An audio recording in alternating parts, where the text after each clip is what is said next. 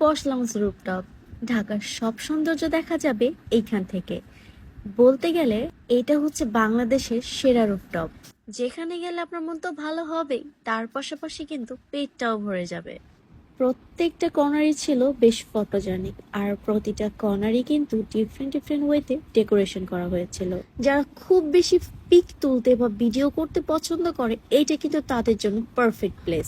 পশ লাউঞ্জে গেলে কিন্তু আপনি সত্যি সত্যি একটা পশ ফিল পাবেন। পশ লাউঞ্জের সৌন্দর্য কিন্তু মুখে বলে কখনোই প্রকাশ পাবে না, যত পর্যন্ত না নিজ চোখে দেখবেন। আমার কাছে মনে হলো তাদের প্রত্যেকটা খাবারই বেশ ইউনিক আর রিজনেবল ছিল। প্রথমে আমাদেরকে একটা ওয়েলকাম ড্রিঙ্ক দেওয়া হয়েছিল। তাদের মেনু থেকে নিয়েছিলাম creamy chicken ফসিলিয়া pasta.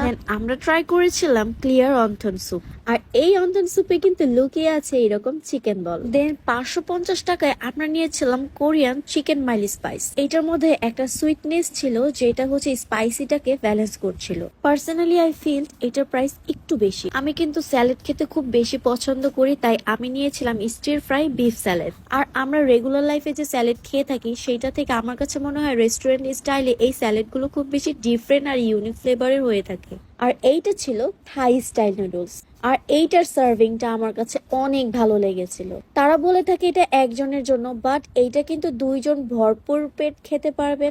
Last but not the least, আমরা ট্রাই করেছিলাম থাইল্যান্ড স্টাইলের স্যান্ডউইচ। আর এই স্যান্ডউইচটাও কিন্তু দুইজনের জন্য একদম পারফেক্ট হবে। রেস্টুরেন্টের সৌন্দর্য নিয়ে কিন্তু যত কথা বলবো ততই কম হবে।